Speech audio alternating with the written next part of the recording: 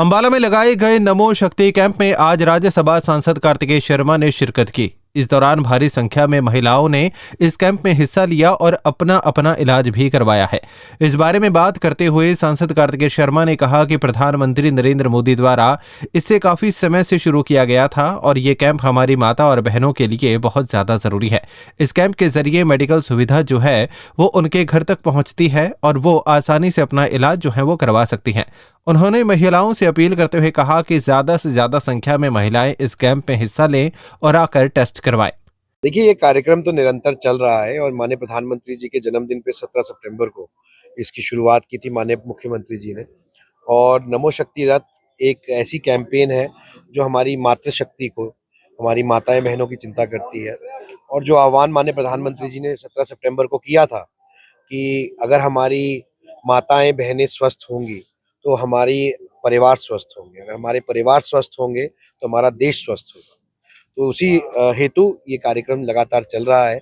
और चूंकि अम्बाला मेरा घर है तो अम्बाला के आज मैं दिल्ली जा रहा था तो मैंने सोचा क्यों ना आज कैंप पे रुकते हुए जाऊं। मेरी कोई ऐसे औपचारिक कार्यक्रम नहीं था पर मेरा मन किया मैं रुकूं और देखूं और कुछ अपने लोगों से आके मिलूं। और बहुत अच्छा लगा माताओं बहनों से मिलकर कि सब लोग अपना समय निकाल के आ रहे हैं, क्योंकि ये एक स्तन कैंसर के लिए दुनिया की सबसे बड़ी कैंपेन हमने शुरू की है। और स्तन कैंसर एक ऐसी बीमारी है, अगर उसका समय से पता लग जाए तो उसका इलाज हो सकता है। हम लोगों की जानें बचा सकते हैं, माताओं बहनों की जानें बचा सकते हैं।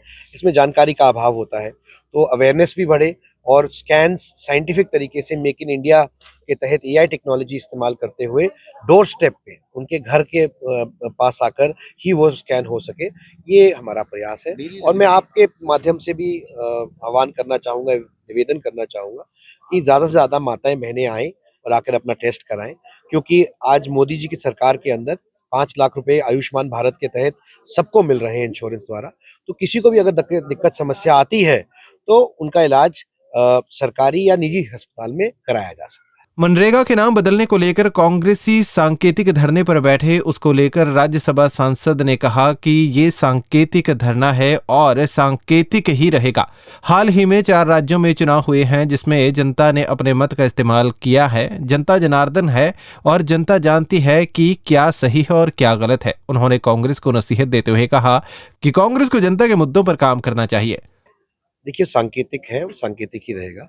और मेरा ये मानना है कि अभी इसी साल में हमने देखा है कि 4 राज्यों के रिजल्ट्स आए हैं और आपने देखा है कि जनता जनार्दन होती है। अपना जनता ने अपना मत दिया है भारतीय जनता पार्टी को वोट देकर और अपनी आस्था माननीय नरेंद्र मोदी जी की नीतियों के अंदर व्यक्त करके। तो जनता मुद्दाहीन हो चुकी है, उनके पास कोई मुद्दा नहीं है। ये कि जनता को बरगलाने की बात करते हैं कांग्रेस पार्टी और विपक्षी पार्टियां, तो इसलिए उनको अपना संज्ञान लेना चाहिए और जो लोगों से जुड़े हुए मुद्दे हैं धरातल के, उन पे काम करना चाहिए। भूपेंद्र सिंह हुड्डा और रणदीप सिंह सुरजेवाला ने भाजपा पर कटाक्ष किया है, जिसे लेकर राज्यसभा सांसद कार्तिकेय शर्मा ने कहा कि विपक्ष मुद्दाहीन हो चुका है, इसलिए वो नए नए मुद्दे ढूंढते रहते हैं। उन्होंने बताया कि नायब सिंह सैनी के नेतृत्व में हरियाणा की भाजपा सरकार बहुत अच्छा कार्य कर रही है। हाल ही में नए डीजीपी मिले हैं और हर वर्ग में तरक्की हो रही है। देखिए, विपक्ष जैसे ही मैंने कहा मुद्दाहीन हो चुकी है, उनको कोई ना कोई मौका चाहिए या कोई ना कोई मुद्दा बनाने के प्रयास करते हैं। लेकिन श्री नायब सिंह सैनी जी के नेतृत्व में सरकार बहुत अच्छी चल रही है, सुचारू रूप से चल रही है। अभी हमें नए डीजीपी मिले हैं प्रदेश को और जिस तरीके से आपने 3 महीने में एक्शन देखा है, हरियाणा पुलिस ने जिस तरीके से जो भी एंटी सोशल तत्व हैं उनके ऊपर एक्शन करने का काम किया है, वो सरकार की मंशा दिखाता है कि सरकार कितनी सजग है और किस तरीके से इस चीज़ के ऊपर काम कर रही है। दीपेंद्र हुड्डा द्वारा एक सवाल पर जिसमें दीपेंद्र हुड्डा बोल रहे हैं कि भाजपा के राज में लोग कष्ट झेल रहे हैं और उनके विधायक कॉलोनियां काट रहे हैं, इस पर जवाब देते हुए राज्यसभा सांसद कार्तिकेय शर्मा ने कहा कि इस तरह के बयान बेबुनियादी हैं। उन्होंने कांग्रेस को सलाह देते हुए कहा कि पिछली 3 बार से भी चुनाव हार रहे हैं। इन बयानों के बदले उन्हें सबसे पहले अपनी कांग्रेस के अंदर झांक कर उन्हें ठीक करना चाहिए। ये सब बातों का मैं अनर्गल बयान मानता हूँ।